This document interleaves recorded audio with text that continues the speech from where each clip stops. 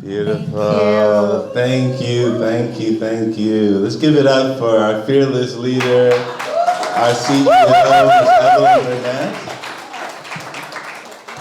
And I am Mordecai Cargill, and I am so thrilled to be here with all of you and to welcome my friend Brea Baker to the ThirdSpace reading room for the first time. Yes. And I also want to say thank you all for your patience.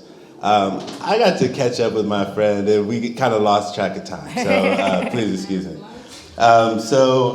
I wanted to just start by reading Brea's bio, and I'd prepared to just read the short one, but honestly, I think we should, I want to give your bios its full treatment. So, Brea Baker is a freedom fighter and writer, in that order, who has been working on the front lines for almost a decade, first as a student activist and now as a national and global strategist. In that time, she has contributed to dozens of electoral and advocacy campaigns, including #NextYale movement to address the legacy of white supremacy on Yale's campus, the 2017 Women's March, where she served as the youngest national organizer, the 2018 student walkouts against gun violence, Jermaine Williams' successful bid for NYC public advocate, and many more on behalf of police brutality victims and their families. Brea's book, Rooted, The American Legacy of Land Theft and the Modern Movement for Black Land Ownership, will delve into one of the nation's first sins, stealing and hoarding the land, published by One World in 2024. Wearing many hats, Brea advises storytellers, celebrities, and industry leaders on building our collective imagination and responding thoughtfully to social justice movements. As a freelance writer, Brea comments on race, gender, and sexuality for publications like Elle, Harper's Bazaar, Refinery 29, Unbothered, Couverture, Mission Magazine, Parade, Them, Galdem in the UK, and more. For her work in coalition with other activists and organizers, Brea has been recognized as a 2023 Creative Capital Awardee. Yes. Yeah. Give it up for that, for sure. And the project's dope, too. The project's so dope. Yeah. She's also a 2017 Glamour Woman of the Year and 2019 ID Up and Rising. She has a BA in political science from Yale University, where she held internships with the U.S. Department of State and Public Defender Service, DC, as well as having served as president of serving as the president of Yale's NAACP chapter and co-director of AIDS Walk New Haven.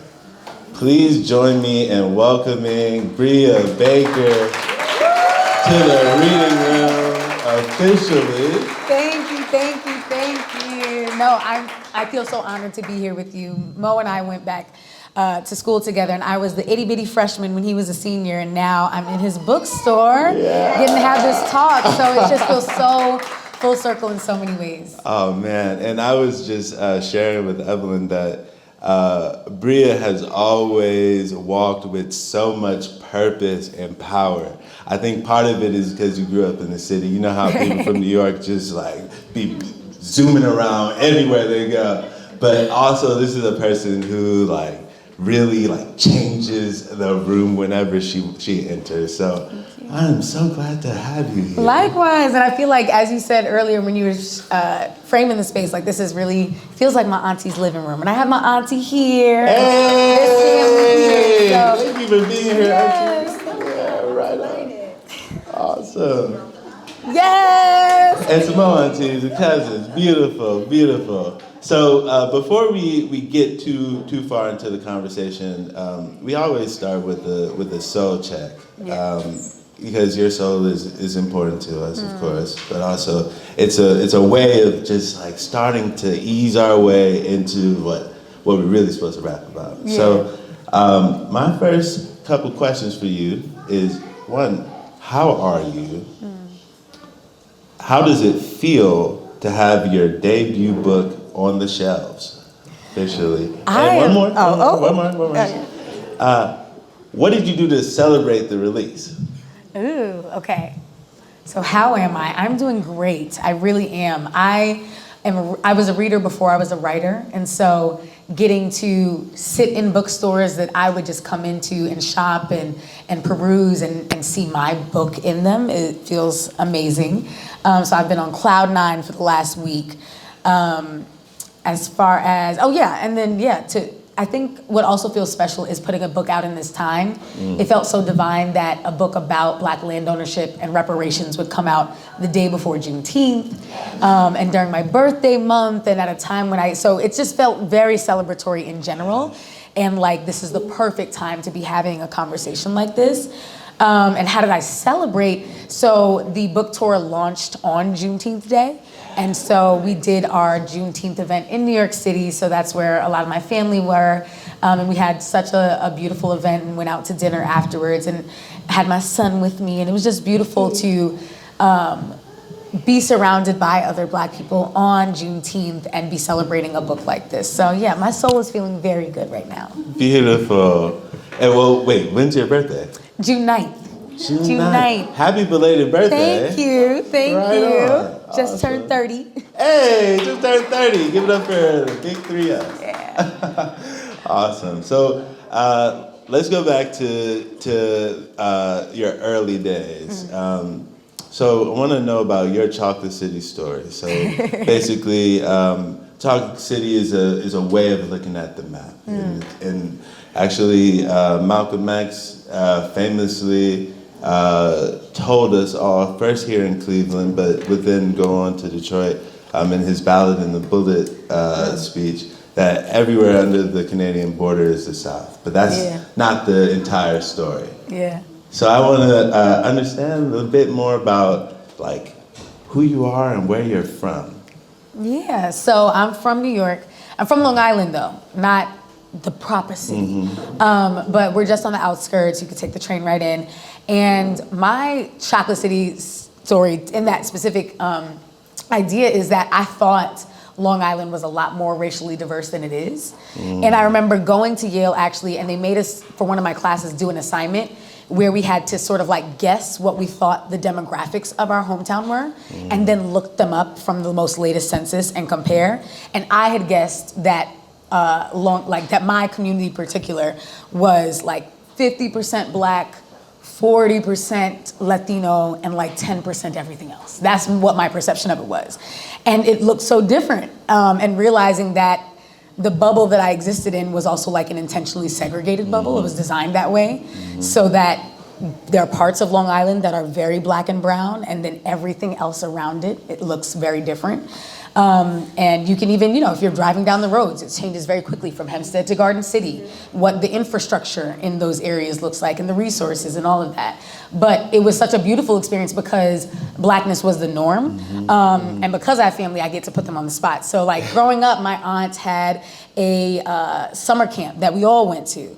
And in this summer camp, we were learning about the Lord, but we were also learning about our Blackness. We were singing songs about being from kings and queens in Africa, and once upon a time, long ago, there's a great, great people you should know. And like those were songs we sang in our orange t-shirts, just at the pool, just doing what we do, because that was what she instilled in us.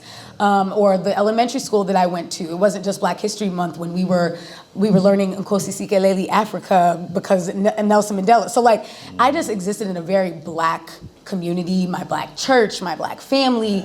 And then I went to Yale and was like, oh, I am a minority. Like that, it didn't occur to me that I was a minority, because that wasn't my upbringing. And I think it was so important because it gave me a good confidence and foundation that I wasn't second guessing myself the way that I think people expected me to, because that wasn't where I was raised. And so it was such an affirming environment that pushed me out into the world that by the time I was starting to have imposter syndrome, it was kind of too late. I'd already gotten into the rooms that I'd wanted to be in, and it was like, well, you gotta just do what you gotta do because that's where you're supposed to be. Right on, right on. Yes. Okay, well, before we go to Yale, like what was like what were some of your favorite, or do you have any memorable summer camp experiences? Like where or maybe Auntie, you want to jump in? Like, was there one summer that just stands out? Like, yeah. I mean, they all stand out though because it was so family driven. Like the core of the camp participants were me and my cousins. So it was just like you go into camp with your cousins or the little kids at your church who are your play cousins. So it felt like the kids that I'm seeing all year, we just have even more time with each other during the summer. And we were sectioned off in our little groups. I mean, there's so many fun memories. My mom ended up being a camp counselor for the smaller groups, and we would have like a talent show at the end of each year, and there were steps, like a little like step team that we doing in the, so it just, but like when I say these things, it's so funny because I go out into the world and there are certain parts of me that feel like if you were throwing all of like the stereotypes you think are black people onto it, but like that's really just what it was. Like it was so Pan-African because my Uncle Bruce loved the continent and had traveled the continent. We'd go to family reunions and he'd be teaching us Swahili. And we're like, we want to play kickball, Uncle Bruce. And he's like, no, y'all gonna learn the Swahili. Yeah. Like that's the family that I come from. So yeah, I think it's just like, the world couldn't tell me to not love my blackness because I already did. And if anything, I wanted to be more black. Like if anything, it was like, why am I so pale?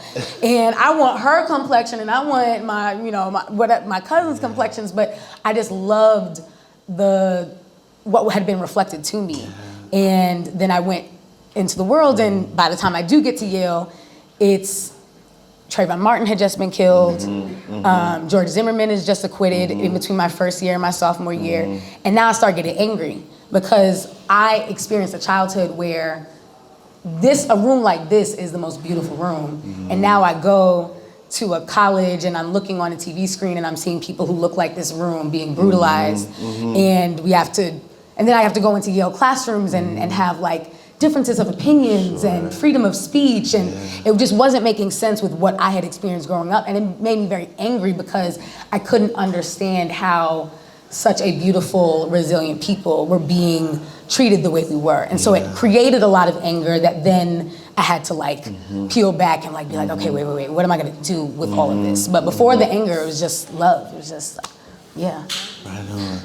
Well, yeah, let's unpack our bright college years, as it were, right? Because you and I, I was a senior and you were a freshman. So we, in some ways, probably experienced Yale in slightly different ways. Yeah. Right? So you were there as like the bubbling up of the Black Lives Matter movement was starting to kind of come to a head, so to speak. Yeah, and you had just graduated right before. I just graduated. Because literally, like, I got on campus 2012. So again, that's Trayvon Martin. But that isn't even when, like, I would say that when people are really using the hashtag, and that was really 2014. Right. So that's, by that time, I'm a sophomore now. And it's like, fall of my sophomore year, Michael Brown gets killed. Right. By December, I'm about to go home to New York, and Eric Garner is killed. And so I'm leaving campus, going to a city that is on fire, and I'm in part of all the protests. And I remember like telling my mom, because I'm the oldest daughter, and so I was a sophomore in college, and my siblings, like my sisters were all like 10th grade, 8th grade, and then my brother was like 5th grade. And I told my mom, I'm like, I'm taking all of us to the protest. She's like, he's too young. No, he's not. We're all going to the protest. Everybody's going with our hoodies, with our Skittles. Like I became such a militant person during that time. And then my mom, and I entered Yale not like that, because again, I entered Yale thinking like, everybody loves black people the way that I do. Obama's president, they're saying things like post-racial, like what is minority? That doesn't exist. And then I get to Yale thinking I'm a physics major and I want to be a doctor. By sophomore year, I'm a poli-sci major, and my mom is like, we sent her to be a doctor, and she came back a Black Panther, and I don't know what happened. Like, the plot got missed. And I was like, I just could not see myself in a lab or in like a classroom that long talking about anything but us, right? And so I just remember being really angry and then being like confused that other people weren't. Because at Yale, it wasn't just race that I was coming up against, it was also class. So it was getting to Yale and being like, all right, I gotta find all the black people. And then not all the black people were conscious in that way. Like some of them had more means to not care and were more like insulated from things. And so I just remember being like, I don't really have people here. And so I was always going back home on the train to New York to be a part of the protest. And it just consumed me. And like, even my sisters all ended up going to HBCUs. So I'm going to their campuses and I'm seeing that it's very different than what's happening on our campus. Like everybody there is talking about it and us, it's like, we're at war with it, or it's just like okay, well, let's like debate it, you know, sort of thing. But I don't know if that's what you saw because you were there before. I think I experienced like the very beginning of a culture war that was brewing on campus. Yeah. So when I was a senior, there was almost like a preface to the Me Too movement that was playing out with the fraternities, and this I think was around the same time that Sigma Alpha Epsilon at a different campus was like in blackface or some wild stuff like that. But we weren't really, I don't think it had shifted the paradigm, so to speak, at Yale. I mean, we were very much still intellectualizing a lot of current events. And I think this was right before there was a sense that you have to be somewhat impartial. Yeah, I would say that still carried on to when I was there because it really didn't change until after my junior year. And I'm curious your thoughts on this as someone who wasn't on campus during this time. So I was studying abroad when this happened, but a black student at Yale was leaving the library at night and was held at gunpoint by campus security. And it was so shocking because one, people didn't realize that campus security had guns. So it was like, oh, y'all can stop us like that? But then it was like they had held him at gunpoint and were like, oh, you know, show your ID, he's on the ground, doesn't have ID. He shows his ID, and they realized they messed up because he was the son of Charles Blow, New York Times writer. So the next day, this is on the cover of the New York Times. And his father is obviously livid, and I'm from a distance like, oh, this is gonna be what changes everything at Yale. And then it wasn't. And not a lot changed after that. And I was just like, how are we forget what the administration's gonna do. How are we as black students gonna let one of us be held at gunpoint by police and not like turn this campus upside down? Like that should have been every straw that broke our back, but it wasn't until Mizzou the next year. And this was 2015, and all the football players at Mizzou go on strike, and they're not playing another game until their president decides to step down because of racism that's happening on their campus. And seeing that is what got Yale. And I'm like, how?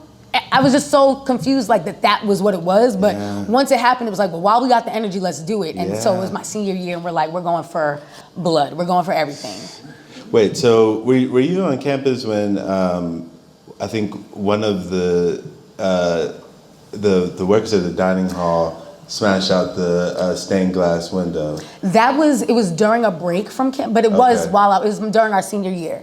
So we had, so for background, so after all of this happens, the main thing that one of our biggest demands was there's a building named Calhoun College, and it's named after the former Vice President, John C. Calhoun, who was one of the biggest supporters of slavery.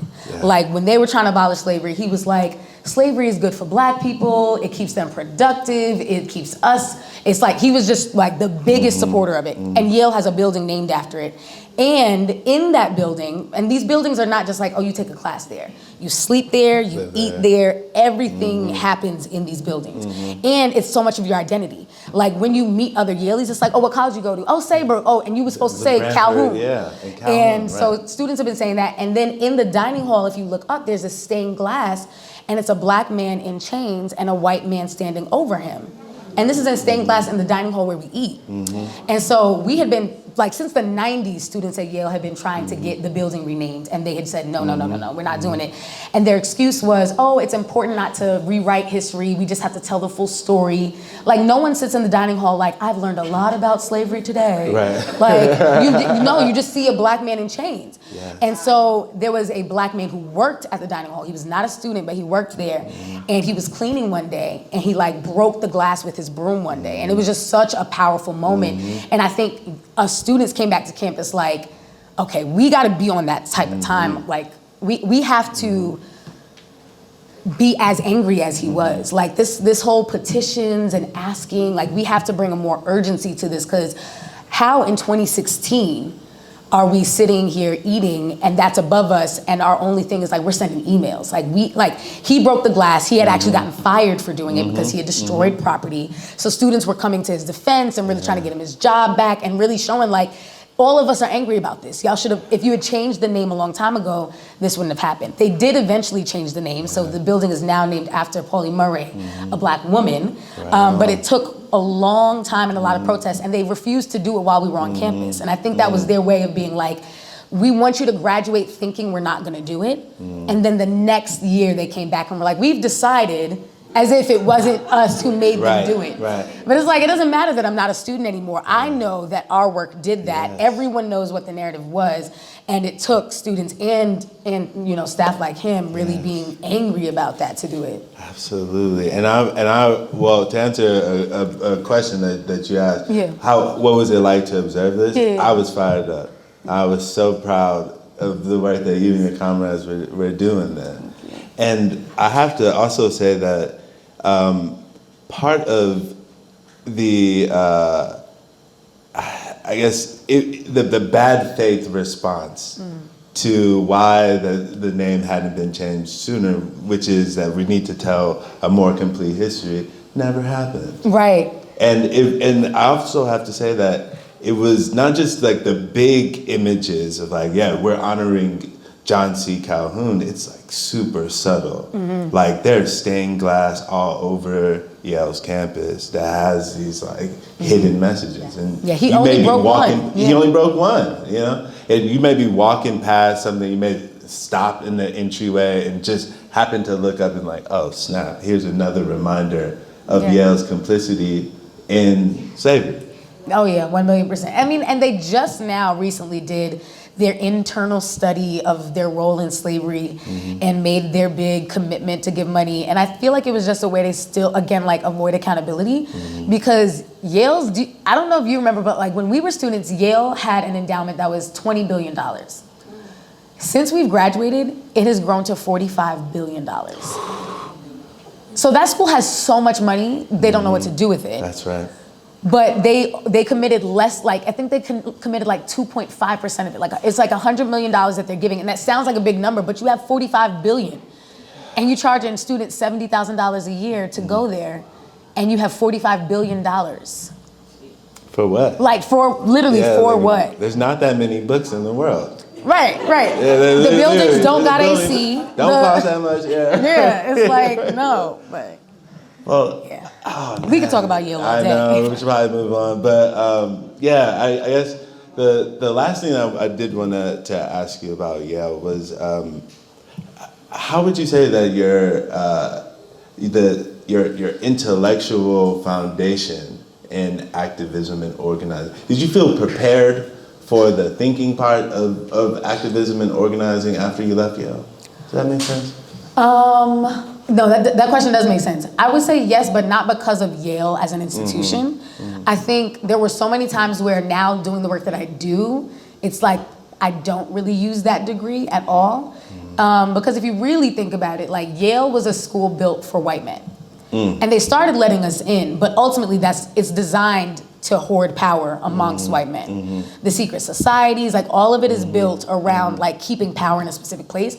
So the things that I'm learning in class are not gonna help me liberate black people. Like that's not anything Yale's invested in. Because if I did, which I hope to do one day, but it would start with like, you know, the endowment. Like, all right, let's take the endowment and do different things with it. And so they're never gonna be invested in that. They want alums to go on and be senators and presidents who keep the university looking good. They don't want people to critique and challenge its history or challenge the money that it has. And so I don't think that the faculty are encouraged to teach the sorts of things that would do that. But I did learn from other students, and I think that a lot of us like really cut our teeth learning how to, like, if you could go up against a behemoth organization like Yale, which now, even in most recent protests, they're giving student activists felony charges for the protesting that they're doing on campus. Like, you're not going up against a school that's like, maybe you can be an activist, maybe you don't. Like, they really don't want to see you doing this work. And I had to learn from other students what it means to be fearless in the face of that, and how to organize like across like groups when you're outnumbered, when there's not a lot of you who think the way that you do. So I did learn from Yaleese, but I think a lot of us ended up being mentored by people off campus, and we found that support in other organizations and movement leaders. So I think I'm like, if I could go back, I might have went to like a UC Berkeley or something. I don't know if Yale really had what it was, but. Well, since you mentioned off campus, this is not the direct route to the next set of questions, but now I'm just curious. What was your relationship or your connection to New Haven? Because I feel like when I was on my official visit, like before I was even a student, I got off of the plane and we were driving into New Haven. I was like, wow, this looks a lot like East Cleveland. And this feels very familiar to me. Like what the things that I was noticing, it was like, this feels like home, but maybe not for all the right reasons, you know? And then we get on the campus and the grass is literally greener on the other side, right? And there is this bubble, right? And this bubble is not distinct, you know? Like we are here in the Glenville neighborhood, right down the street from Case Western Reserve University, and I would imagine a lot of Case students have kind of a similar relationship to campus and the city, you know. Yeah. So I'm just curious about your impressions of the relationship. Like, so outside of campus, like what was New Haven like? Yeah, I loved New Haven, and like you described it, it felt very familiar. It's a mostly black and brown city. I think what was so weird was getting on campus and seeing how afraid of New Haven everyone was. Like on Yale's campus, people talk about it as if it was just like a slum. They'd be like, don't walk past the Popeyes is what they'd say. Yeah. Don't walk past the Popeyes. Yeah. And then I'm like, so past the Popeyes it looks like where I grew up. It did not look like, I don't even think I grew up anywhere hard. Like it did not look harsh at all. It was like regular single family homes and black churches and fast food restaurants and stuff and black people walking around. And it was like, what do you mean don't walk past the Popeyes? I went to a church in New Haven. Like I did not go to church on Yale's campus because I was like, I need a black church with a black choir. Not gonna end on time. Yeah, exactly. I was like, Yale church services are 45 minutes and they're like, we praise. And I was like, no, I need, you know. Yeah. So I was like, I went to church off campus with other black Yalees who also wanted to be a church off campus. I ended up joining a sorority that was a citywide chapter. So a lot of my line sisters and sorors were at the other universities in New Haven. So I just never prescribed to that. The parties were better off campus, so I went to the parties off campus. Like, sorry, Auntie. But yeah, I just felt like New Haven was beautiful, and then the way people talked about it was so confusing because, you know, and then the thing at Yale was anytime a crime happened in New Haven, they sent out an email. Which number one, I was like, the fact that you can send out an email means it's not actually happening that often. Like if it was really happening that often, you'd be firing out emails every day. We'd get an email like every other week, like a woman was jogging at 3 a.m. and had her iPad stolen. And it was like, okay, I'm not gonna do that. That sounds about cool to me. Like I'm not gonna do that at all. So I think I should be okay. Like it just was so confusing. Because I'm just like, I mean, it's not even a major city, but like you are in a city and you're mad at the city for existing like a city. And then the city should be mad at us because Yale is the largest property owner in New Haven, pays no property taxes despite being a private university, owns the hospital, and And Yale's police is allowed to police New Haven, so the city is doubly policed. That's right. Because there's New Haven police, and then there's Yale police, and both departments are allowed to patrol the entire city. So there are, and then they feed each other. So That's right. police who retire from New Haven police, even if it's with sanctions or complaints against them, go on to be Yale Police Department members, and they're still policing the city. So it was just wild, like, New Haven residents have more of a reason to be mad at us. Right. And why would I prescribe to what y'all are saying? And also not going past the Popeyes, there's no good food before the Popeyes. So it was just, everything was so backwards and confusing there. I loved New Haven, and I was just not gonna prescribe to any of that BS. See? Wow, Wait, one last story. Please, one last story. please. But here's another thing that I was also so surprised that like Yaleys were so afraid of New Haven residents, because Yale students did the dumbest, nastiest stuff. Our sophomore year, and this was again because Yale gets all the best media. This ended up being in the New York Times, that there was something called the pooper trader, and there was a student who was leaving excrement in the washer and dryer machines in people's laundry. And so people were taking their laundry out of the dryers and finding stuff on their stuff. And it was unclear whether the person had transported it or like bent over in it, but it didn't matter because it found its way into the bin. So like we were like, national media are on our campus asking us what we think about the pooper trader, and I'm supposed to be afraid of New Haven residents? Right. Y'all are putting poop in washer machines, and I'm supposed to be afraid past the Popeyes? Like, it was just, nothing made sense. Wow, okay, well. You didn't hear about that one? No, I missed that. Yeah, no, I missed that one. Thank goodness, wow, yeah. Things got weird after y'all left, let me say that. Wow, oh man, okay, well, I guess I'm forever grateful to have graduated just before that. But thank you for enlightening me on yet another thing that I didn't need to experience. Right. So, okay, so after you leave Yale, I'm curious about your activist journey. So, first of all, what has it meant to you to be a freedom fighter and a writer in that order?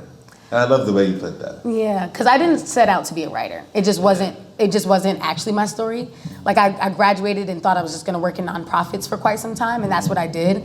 So I was like running program and like, you know, working different jobs in nonprofits, working around policing and prisons. And I slipped into writing because I wanted to get more visibility for the campaigns we were working on. So I'd be pitching publications like, hey, can you cover this campaign? And they're like, oh, do you want to just write an op-ed? And I'm like, okay, cool, I'll write an op-ed, and I submit it. So I was only ever submitting articles about campaigns I was working on. Like if I knew somebody had been killed by police and their mother was trying to get justice, it was like, okay, let me tell your story in this place. But it was never like, oh, like one day I'm gonna write a book and this is my path to writing the book. I just kept writing articles, and then started getting burnt out from the organizing and took some time off, but still kept writing. But it really did all feel in service of the activism I was doing. And then I leaned into the term freedom fighter, because I think activist started being used so commonly, and that people were like unclear on what they were acting for, you know, like what are we working towards? And I just wanted it to be really clear that everything I do is to make the world a safer, freer, happier place for Black people. Like that's all that I'm about in every way. If I'm writing an article, that's what I'm trying to do. Even if it's like subtle, like I'm trying to celebrate Black creativity, or I'm trying to raise awareness about something that's happening, or I'm trying to get people to do something different that will make this world better. But we had talked about this upstairs, but this idea that as a journalist or as a writer, you're supposed to be impartial just never related to me. Because it's like, well, why would I waste my time writing this piece if I didn't want people to think something differently on the other side?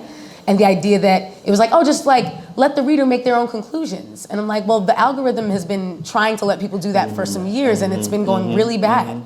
So I have strong opinions really about what I want people to do based on all the research I've done. It's not like I do have an agenda. Yeah, freedom is the agenda. And so I was just like, I just didn't want to ever confuse anyone about what I was trying to do. Like, I'm just not this like, oh, whatever the story blows. Like, no, I'm trying to tell specific stories in service of Black people.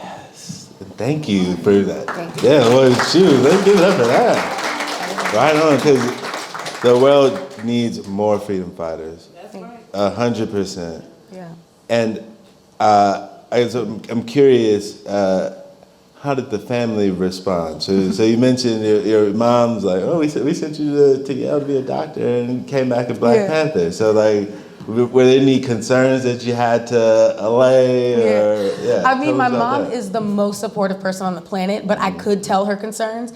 And the way she'd do it was like, she just want to talk about the future. So she'd be like, so I've been researching what people do with political science degrees. That was her way of being like, what are you gonna do with a political science degree? She's like, I've heard some people go to law school. Is that what you wanna do? And I'm like, I might. And then I didn't go to law school. She's like, so is law school still on the plane? I'm like, I think I'm gonna keep doing this right here. And she's like, so that pays bills? Who pays? Like, I think she was a little concerned.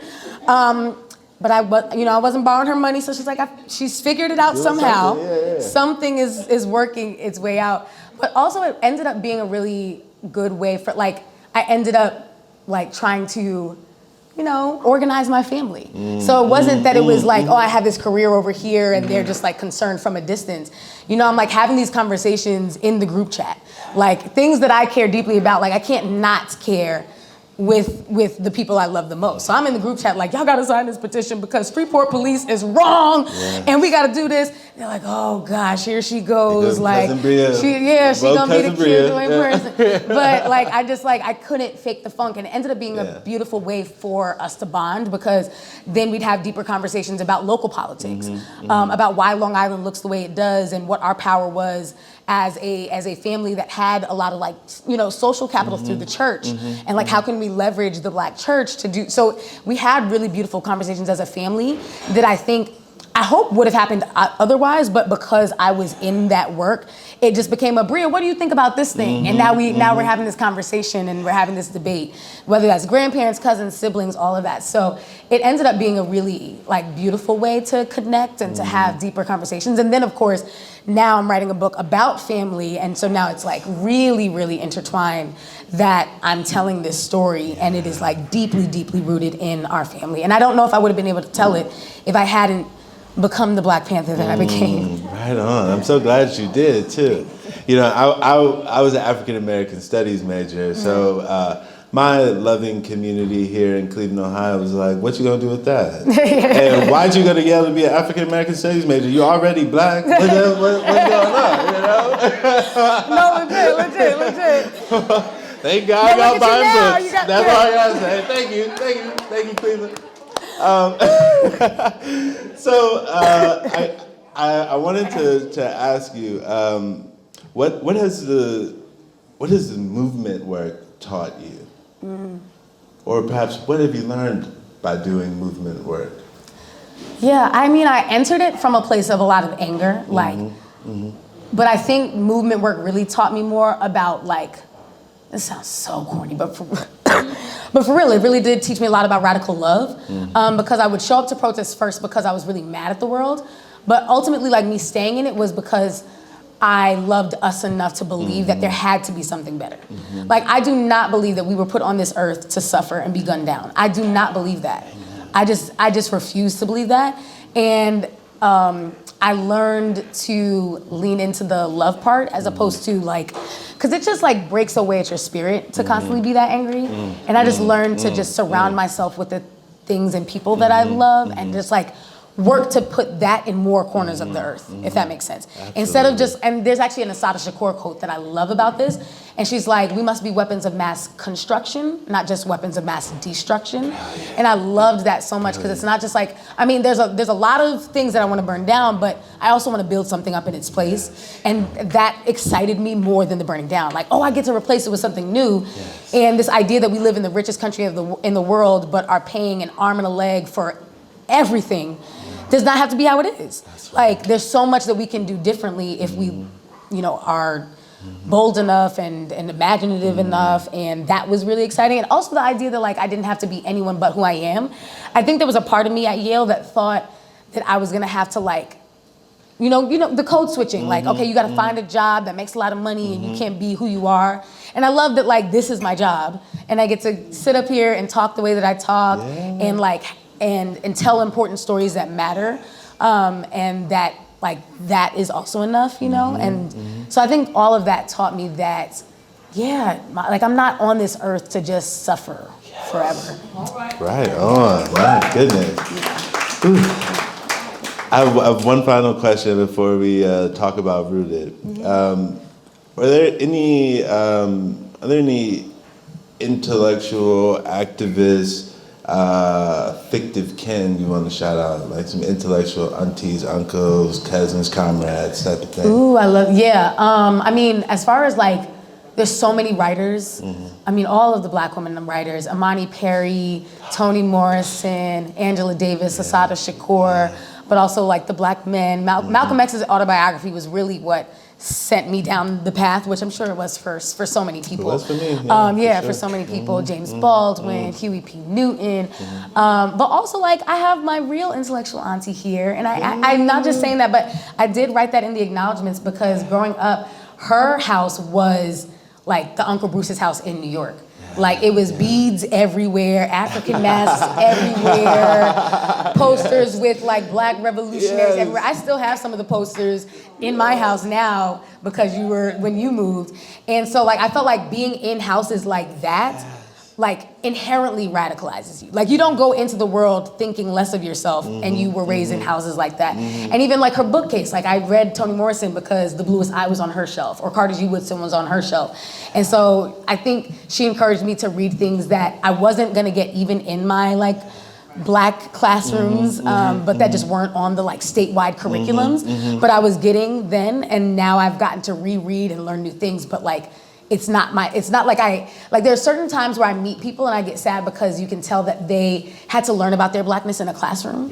And I just didn't have to do that. Like, I just am so grateful that I had a family that just made that the norm. That it was like, before you go out into this world, you're gonna know who you are. And that was very normal for us. Ooh, bless their heart and keep praying Bless for your them. heart, Auntie. Wow, beautiful. Okay, so let's talk about Rooted, the American legacy of land theft and the modern movement for Black land ownership. Yes, it's beautiful. It's so beautiful, y'all. It's so beautiful. You being here, it just puts another dimension to this. The Amen Corps here. I know, but collectively, I think we can all appreciate that. Beautiful. Thank you. Yes. And I got my cousins Give in the it back up. too. And I got my cousins. Anybody who's related to Brea, can you just raise your hand, please? Oh my goodness! Wow! Thank you for being here. Thank you for bringing the fam too. Oh yes. Beautiful. Okay, so where did this book come from, and what were you searching for? So this is my mother's side of the family here, and we're gonna talk about that side too, but this book actually started on my dad's side of the family. My dad's side of the family has about 96 acres of land in North Carolina. And I always grew up having access to that land. We did our family reunions down there. When it was a funeral, we always piling down there. Thanksgivings, anytime there was an excuse, we were going down to North Carolina. And it was like 2 to 3 times a year. And I always felt very lucky to have it. And then in 2019, my grandfather passed away. And one of the things that he said on his deathbed was, don't sell the land. And so I just remember wanting to feel closer to him. And I wasn't really setting out to write a book. I just wanted to document, because he was that family historian for our family. He was always going to some registrar's office or clerk's office and getting deeds printed out and getting copies made and paying people's property taxes. Hey, you didn't pay your taxes this year. You know that's how they take your land. Like, he was that person who was always watching for the family. And so in his absence, I really felt like, okay, someone's got to pick this back up. And I've always been the grandchild that cared about that kind of stuff on both sides of the family. So I just started digging more into the family history purely because this land meant enough for him that the last thing he wanted to tell us was, don't sell it. So not like, we can't sell it, but we also have to know why it meant so much to him. And in doing the history, it made me both proud and sad because I learned that this the land was so hard fought for. The first person in our family to own land was my great-great-great-grandfather, Brea Baker. He bought a few dozen acres like 10 years after the Emancipation Proclamation was signed. And that land became the foundation of the land that we have now. But at the height, our family had 600 acres of land. And I was like... 600 acres? I literally was mind blown because I'm like, but none of us are rich, so where did all that go? Right. We're all going to college on scholarships or with deep, deep debt. We're living paycheck to paycheck. Like, where did the land go? It was obvious that no one had like sold it for a profit. Yeah. And in doing the story and realizing that it had been stolen and that it had been siphoned away from the family made me be like, okay, this is more than just put a cute booklet together for the family so we all know our history. This is like, tell a deeper story so that when we talk about reparations, people are not thinking that it's handouts or that it's only because of slavery, but that there's actually so much that we need reparations for. And so I wanted to tell that story in my grandfather's honor because it made sense now. It was like I got why the land mattered so much to him. Like when you see everything that has been designed to take your land and you holding on to your last 96 acres, you're never gonna you never wanna let it go. And I know why it meant so much to him that he's like, please, next generation, please don't sell the land. And that's what the book became for me, is like, we have to be so proud of this story that there is no amount of money, no amount of effort that we wouldn't put out to keep this in the family. Wow. Yeah. Well, first of all, I mean, my mind's blown. I'm from Cleveland, so I'm trying to like visualize what 600 acres is like, let alone like 1 acre. Like, right. I'm not sure I even have a sense of how much land that is, but like, I'm curious, like what did it feel like to bring this work into being? And maybe I'm jumping ahead to the end, and I promise Brea has agreed to read from Rooted, but now I'm curious, like, what did it feel like to go into your family's history this way? Yeah, I mean, most of it was really beautiful, I will say, because when I started to write the book, I was writing a book that was really about like the economic side of things. Like, land was taken from us. If we still had it, we wouldn't have the racial wealth gaps we have today, so we need reparations. But every time I interviewed our elders, including the elders on this side of the family, it was like land was so much more than that. It was like familial and spiritual, and there was just so much love in it. And so that made me, it just, everything felt bittersweet. It was like to get the stories finally, but to realize how much had been lost in the process was really sad. But ultimately, like, putting it out just made me feel so much closer to my grandfather. And like we were having these like conversations from different sides, because it's like, I would feel like there's like, he'd plant something for me to find. And then I'd find something and be like, there's no way like I would have met this person and they would have just told me that would have made me research that, and I would have found this fact unless he was guiding me in that way. So there was so much, and even, I mean, the section that I'm gonna want to read, and then I'm actually gonna have my auntie read, is about this side of the family and about things that I learned about this side too. Because again, I was writing this book because of my dad's side of the family. And then I get to my mom's side of the family and I'm like, well, I mean, that side of the family is from Ohio. You know, I grew up in New York, but we're from Ohio, but that's all I knew. And then realizing that our great grandfather, your grandpa Carter, had land in Kentucky, and that they had to flee that, and that we don't have that anymore. And being like, wait, so we used to have land too? And where's that? And would we still be in Ohio doing what we're doing? Like, would we have had more if that was still in the family? So there was just so much that I found that made me really sad and had a lot of what ifs. But it also just made me really proud, because it was like, I come from such great people and they didn't deserve what happened to them, but it doesn't make them any less great, you know? Oh, beautiful. All right, well, I got more questions, but I feel like we should not delay the reading, right? Yeah. Okay. So I'm gonna have my auntie read this one. She said I was allowed to. Before I pass her the mic, just as a little excerpt, this is from the chapter 4, which is called Where Bipartisanship Got Us. And I wanted to talk about this moment because we're in that place right now where Democrats and Republicans are warring and fighting, and every time they agree, it seems like we're the ones who get the short end of the stick. Right? And I wanted to tell that story in history, that historically, like unity, for whether that be like, we're gonna bring the union together, we're gonna bring these parties together. Bipartisanship happens on our backs. Yeah. And I wanted to tell that so that we don't continue to allow these backroom deals to be made. But yeah, so this is the story of how our family's land got taken. So I actually don't even know if my cousins know this story. So y'all are gonna hear it too. And it's okay, we'll make ourselves happy after we hear it. It is a sad story, but we'll make ourselves happy after. I remember where you told me to start. Yeah. I forgot where you told me to end. But she gave me a lot, y'all. Sorry. Oh, and thank you for reading. Oh, memory? Yeah, better memory. Mm-hmm. And some of the words might be fancy. My maternal line carries such a story, one that took place almost 50 years after the fatal 1876 election, and that has been passed on through oral tradition and corroborated through census and local records. I didn't grow up knowing the sinister experiences that my ancestors had endured, but I felt it in the heavy-handed parenting that sought to keep us out of trouble, seen and unseen. While the cultural emphasis on oral tradition and the waning memories of elder storytellers makes it difficult to parse out all the facts, the fear at the root of this hand-me-down memory is all too real. My maternal great-grandfather, Robert Howard Carter, grandson of William H. Carter, lived in Newcastle, Kentucky with his parents, Louise and Robert Timothy, and several of his siblings. Together, they worked to acquire their piece of the American dream, land.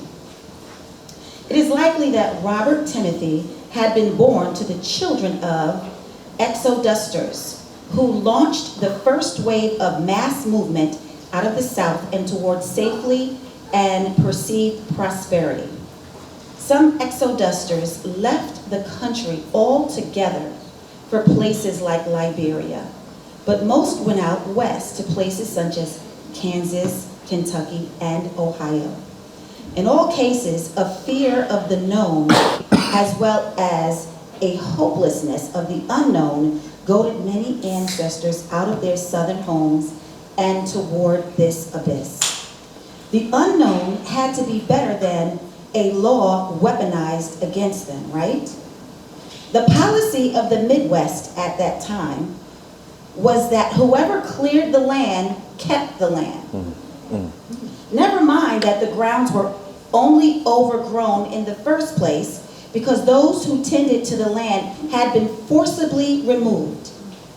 Unfortunately, a former slave's only shot at economic independence involved reappropriating stolen land. Robert Howard, the son of farm laborers, a nicer term for sharecroppers, must have known how different one's quality of life could be when they owned the land they worked. He had been born into labor just one town over in Campbellsburg, Kentucky. But there in Newcastle, there was a new shot of life in a small town where everyone knew everyone and a man could provide for his loved ones. A farm to call your own for the time being. Born 3 years after the infamous movie, Birth of a Nation debuted, Robert Howard Carter was raised with the fear of God and white men deeply instilled in him. It was widely known to black people that white men were lying in wait to snatch the newly cleared land right from under them and by force. All the work and none of the harvest. Families developed and shared tactics on how to defend themselves against such acts of manipulation. A sort of verbal green book for owning land while black. This wouldn't help them in a white man's court of law, but perhaps a show of force could help them from being taken advantage of. The flaw in such wishful thinking is that it all boiled down to who could get away with fighting back. It was one thing to talk about yourselves, about keeping white folks off your land, but it was another thing entirely to actually attempt attempt to enforce ownership, let alone succeed at it. Having been property themselves only decades before, it was a bold move to assert oneself against any white person, from a child to a grown adult. Word of mouth was all that was needed to keep most black people to keep most black people in their place. But in new territory, many hoped a new way of being could be possible. For weeks leading up to harvest time, Louise, Robert, Timothy, and their sons alternated holding watch. Rain or shine, day or night, someone was always on watch, prepared to sound the alarm or fight for the land themselves. One dark autumn evening, while the men of the family were out of town handling business, Louise stood watch. Her frame may have been small, but her vigilance didn't falter. Her resilience would surprise everyone, including herself. But the white men lurking in the shadows couldn't have known that, their racism blinding them so. Perceiving her to be an easy target, a gang of white men strutted up to her wooden porch, demanding that she get off the land they were now claiming as theirs. Louise was no dainty woman, hardened by life in the South, and generally life as a black woman. She was all too familiar with the entitlement of white men, especially when it came to land and labor. Louise was prepared to defend what was her family's or die trying. When it was clear she wouldn't go down without a fight, that gang of white men picked up their weapons and attacked Louise until they had beaten all resistance out of her. Thinking her dead, the white men abandoned Louise's body in order to officially lay claim to their new land. Before that could happen, Louise was found by Robert, Timothy, and her older sons. Traumatized by her broken body, yet motivated by her unscathed spirit, they sought the only justice black people could hope to find in their world: revenge. It's no shock to me or anyone well-versed in historic and inevitably of righteous youthful range that it would be one of the youngest family members to refuse to accept brutality as a way of life.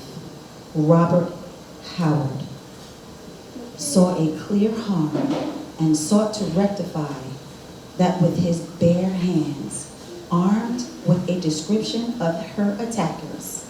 Louise's teenage son, her great-grandfather, located one of the men responsible and killed him. Just looking in the wrong direction of a white person was an excuse for them to plan a lynching. There's no telling the price that would have been paid if the Carter family remained in the state of Kentucky, let alone Newcastle. While I'm sure the whole family affirmed Robert's need to avenge the attack of his mother, they also knew it would cost them the farm Louise had paid for in blood. In the end, white supremacy won, and the land was relinquished as the entire family fled Kentucky with little besides their lives. Wow. Oh my gosh.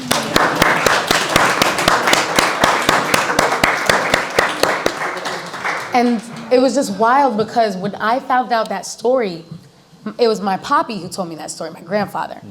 And he was like, yeah, you know, I heard that my dad had done, and he's just telling me the story so matter-of-factly. And I'm like, did I just hear what you just told me? And I'm looking at, and when I look at census records, it was true. In 1920, they lived in Newcastle, Kentucky. By 1930, they were in Dayton, Ohio. And it was just mind-blowing to be like, we're only in this state because he killed someone who beat his mother to a pulp. But he knew that there would be no justice for him in that court system, so they fled. And even while he was living, I asked, well, would you ever go back to Kentucky? And he's like, no, I think, you know, people hold grudges. And to think that like generationally, that he imagines that there are like sons or grandsons still holding on to that was like mind blowing, that like it still held that over him, that he wouldn't even go to Kentucky. So I did for this book research, and it was mind blowing to see, and the town is predominantly white. And like, I don't know exactly which acres would have been ours, but it's just, the town is a pretty much all white town, gorgeous, pristine, and green, and golf courses, and all this other stuff. And I'm like, wow, some of this was ours. And like, we got 0 cents for that. So when people think of this Great Migration as like people leaving for better opportunity, the better opportunity was life. Right. Not like, oh, I found a new job and I'm gonna relocate. It was like, with nothing but the clothes on your back, you don't have time to sell property or anything, any of your possessions. You leave with what you have and you start over. And thank God we started over, and we eventually get here today where I'm getting to write a book about it. But imagine where our family would have been if we had an asset that was ours. Even if we didn't still live on it, even if we would just traveled there for holidays, it still would have been ours. Wow. Well, first, I have to say thank you. Thank you for thank you reading, for Auntie. reading. And thank you. And I want to know what it felt like to go back to Newcastle. Yeah. Right? But I'm also Auntie Tammy. Auntie Tammy. No, sorry, he was Oh, asking sorry. your name. I'm curious if you don't mind sharing, like, what was it like for you to read that passage, or to rediscover that story from your own family history? Yeah, Uncle Bruce actually told me that story. And it was bittersweet. I was very proud of my grandfather for getting revenge. But so sad that he had to run for his life. Yeah. He had to run for his life. And it's just, it's great to know your history, but you know, sometimes when you're asking questions, you have to be prepared for what you're going to learn. Right on. Yeah. And how you're going to handle it, because what are you going to do now? Go get revenge on someone who just may possibly look like that individual? You have to be able to take that knowledge and grow from it, like Brea is doing. Gain knowledge, get information about your family history, about your current asset, and how to keep it, and how to grow. Yes. So that's what we have to do. We can't get angry to the point where we want to fight. We have to be angry enough to grow and work smarter, not harder. Beautiful. Wow. Beautiful. Thank you, Auntie Tammy. Thank you so much. Ooh. All right. Well, now I'm getting a sense of the power in this family. Yeah. That's making sense. Yeah. So, okay. So, Brea, what was it like to kind of be on the ground in Newcastle? But I guess I'm also curious, like, as you're doing the work to bring this book into being, like, what was it like to be in the places that you're describing here?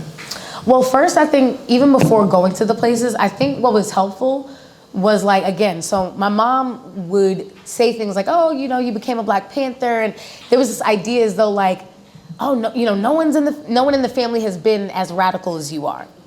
And then in pulling back the story, I mean, I learned that wasn't true, because I did literally have like our Ohio family literally were Black Panthers.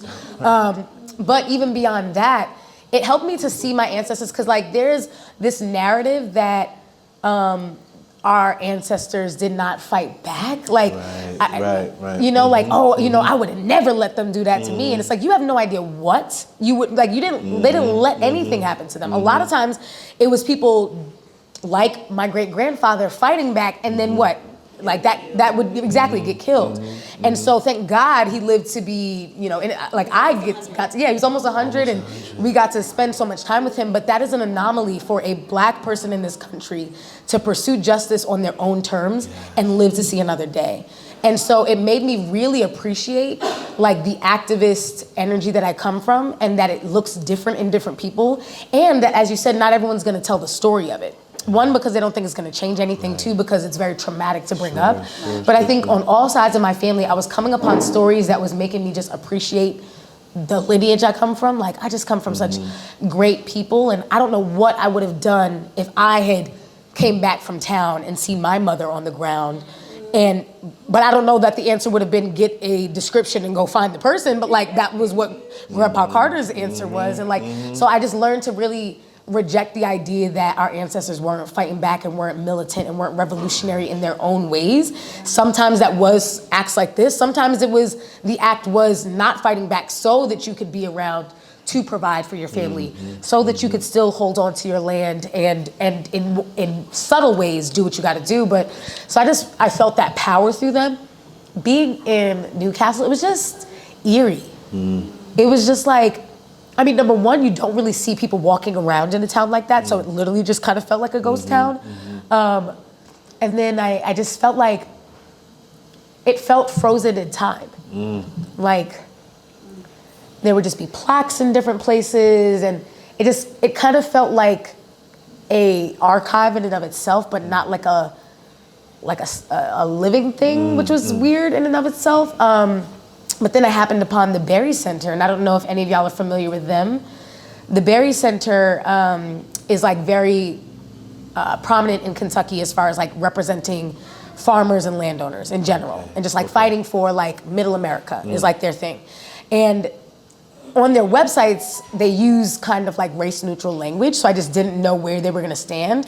But I go into the Berry Center bookstore and it's nothing but like Robin D.G. Kelly books and like a bunch of books about blackness and black farmers and black landowners. And I'm like, okay, this is interesting. And I get into the best conversation with a white guy behind the stand who was like obviously thinking about this in different ways. So on the one hand, it made me feel like, okay, there are, like, in the same way that I'm part of a new generation that is doing something different, like, there's also a new generation of white people here who are doing something different.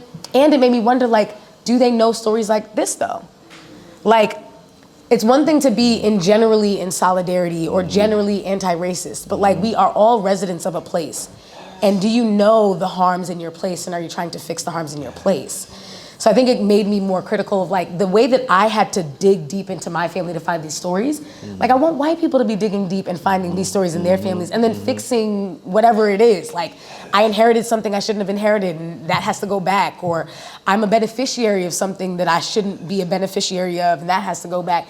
So it just made me want to feel like I'm doing so much like emotional unpacking work within my family to find out what had been done to us. And if it's only us doing this work, we alone cannot change the tide. Like, people in positions of power and with access to resources have to be the ones to do it too. And so then that also became part of the like call to action, was like, I want people like him to read the book and think that there's something more he could do, you know? Brilliant. I have a question about the process as well. Yeah. So I'm gonna maybe connect two questions. Well, as I was listening, and if you want to check it out on Audible, you get to hear Brea's voice reading this beautiful Not text. as nasally, I promise, I think. It was great. But I was surprised by a whole lot that I was trying to process and take in, right? Like, I don't think this is going to give away a whole lot of the plot, so to speak. But I don't think I was aware or fully appreciated how intertwined the Black freedom struggle was with the indigenous struggle for survival and dignity and full citizenship on their stolen land, right? So I'm just curious, did you uncover or run into some big surprises? Oh yeah, because the only thing that wasn't surprising was my family story. And even then I was still finding little Easter eggs and nuggets throughout, but everything surprised me. I mean, the book that I set out to write was not the book that I ended up writing because I just kept finding so many connections. Like, at first it was like, okay, I'm talking about Black land ownership, and I don't need to dilute that, but I can't talk about Black land being stolen without talking about indigenous land being stolen. So that made me zoom out. And then in talking about both of those, if you talk to Black or indigenous people, it's about more than the money. And it's about like the environmentalism to it, and like we were stewards of land, and not everyone is treating the land the way that we did. And so now not only are we suffering economically, but also like our food is trash. Like you got to pay a premium to get decent produce that doesn't have chemicals all up in it. And then the land is also suffering. And I think that was the part that I didn't really register, was like a lot of the climate change that we see is not natural. It is very man-made, and not just any man, like not me, not you. Like it is white man-made, and it is like white supremacy made. And this idea of I'm gonna take as much as I can from these people and this land and like suck it dry and think that it's going to still nourish us is so like the audacity to think that the earth will still be around to like give us water and air and food if we've been treating it so poorly for so many centuries. So that I think was a different thing to swallow, because I didn't think of myself truly as an environmentalist when I first set out to write the book. I was really just focused on reparations and money for Black people. And I still am. Right on. But it was also just like, it would be a disservice if Black people got land tomorrow and all we did with it was put buildings on it. Like, we need clean air, we need water, we need, you know, beautiful places to hike and hunt and grow food too. And it would be nice if we leave some of this pristine and we treat the land better than those who took it from us do. Right on. Oh, I think the land might need you to be president. So, if you're interested, we'll do a fundraiser here.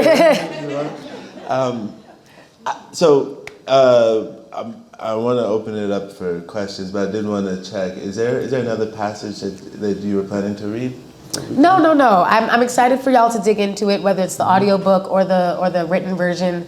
There's so many parts of it that make me so happy, especially the family parts.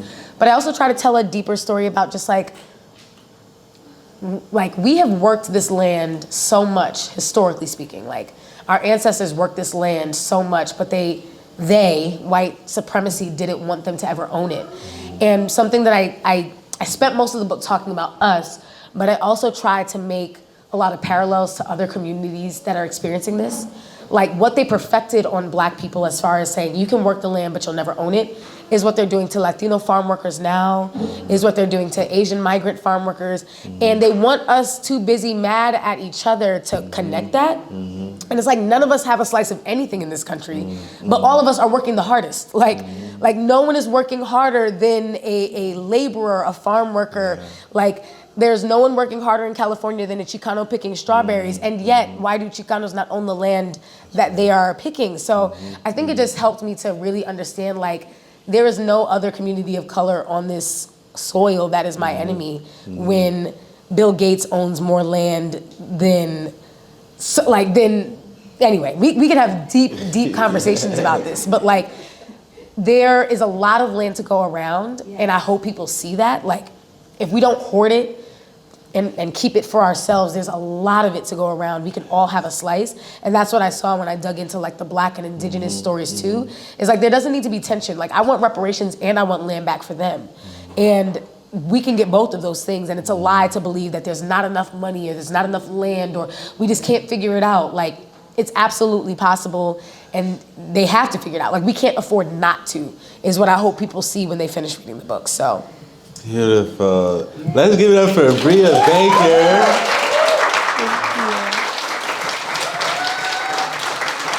Wow. And one more time for Auntie Tammy. Yeah, Auntie. Yes, thank you.